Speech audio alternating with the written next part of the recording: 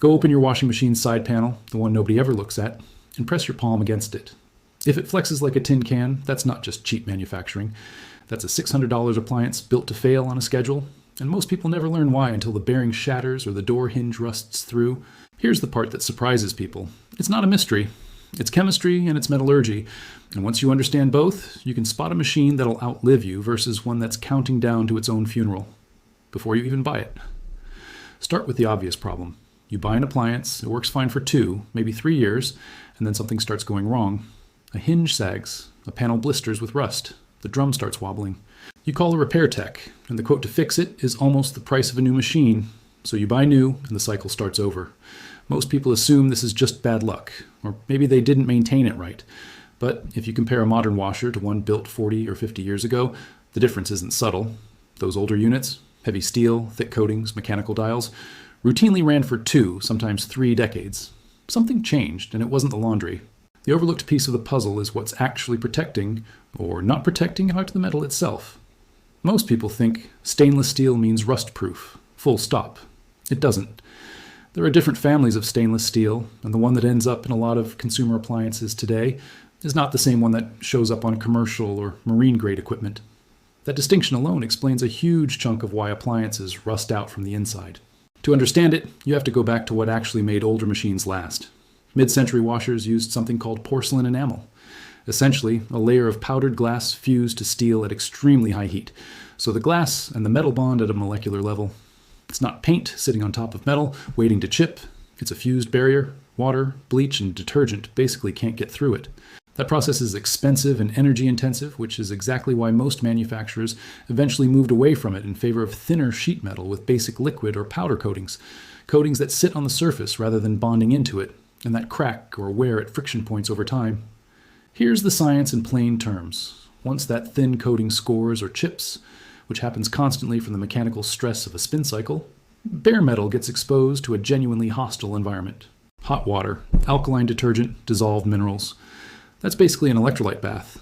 The same kind of environment engineers deal with on ship hulls. On a ship, engineers bolt on blocks of pure zinc that corrode on purpose, sacrificing themselves so the actual hull doesn't rust. It's called a sacrificial anode, and it's one of the oldest tricks in corrosion engineering. Most consumer washing machines don't have anything like that built in. So when different metals inside the machine, steel, aluminum brackets, copper wiring, sit together in that wet, alkaline environment, you get some degree of galvanic wear on whichever metal is weakest. It's not that manufacturers engineered this in as sabotage. It's more that removing the expensive protective coatings to cut cost and weight left the underlying metal with a lot less defense against a process that was always technically possible. Cost is really the through line here, not conspiracy. Heavier steel and thick enamel coatings cost more in raw material, energy, and shipping weight. As manufacturing moved overseas and freight costs became a bigger part of the pricing equation, there was real financial pressure to cut material wherever the eye wouldn't immediately notice.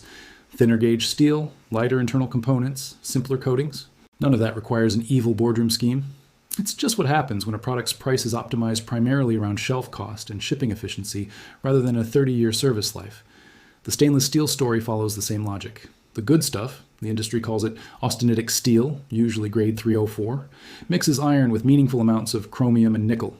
That nickel content is what makes it genuinely resistant to salt, sweat, and household chemicals, and it's also what makes it non-magnetic. But nickel is an expensive, volatile global commodity, so a lot of appliance panels use a different family instead.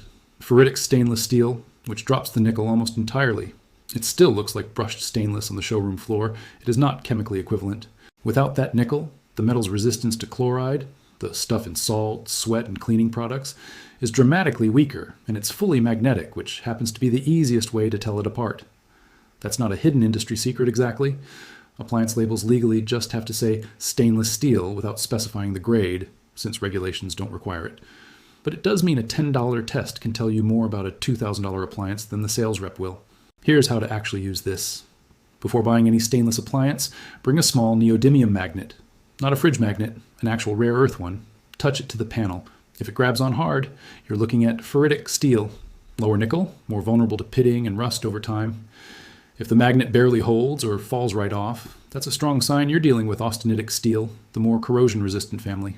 It won't tell you everything about the appliance, but it's one of the few objective physical tests you can do on a showroom floor. If you're shopping secondhand, older direct drive washers, heavy cast transmissions, mechanical rotary dials instead of digital touchboards tend to be dramatically more repairable and often mechanically simpler than anything built in the last 15 years. Parts for them are usually cheap and widely available, and there's a reason appliance repair techs often keep a soft spot for them. If you already own a modern machine and want to slow the corrosion clock, there are a few realistic things worth doing. And it's worth being honest about the limits here too. Leaving the door and detergent drawer open after every wash lets standing water evaporate instead of sitting and concentrating into a corrosive residue in the seams and gaskets. That trapped evaporating moisture is genuinely one of the bigger drivers of hidden rust in front-load machines. Wiping down the rubber door gasket dry, especially at the bottom fold where water pools, removes a lot of that risk directly. Avoiding detergent overdosing helps too, since excess alkaline residue is exactly the kind of concentrated chemical film that accelerates pitting on exposed metal.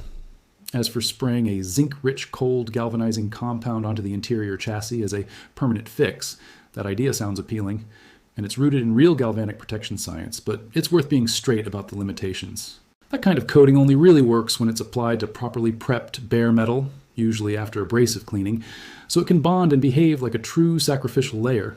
Spraying it over painted panels or in a damp, chemically active interior near moving parts isn't going to recreate that same protection when it can flake or degrade fast in that environment.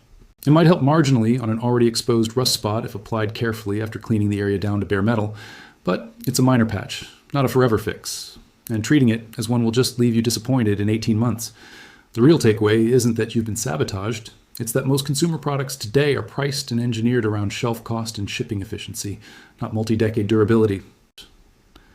And once you understand the actual chemistry and metallurgy behind that trade-off, you stop being surprised by it. You start shopping like someone who knows what's inside the box, not just what's printed on the label.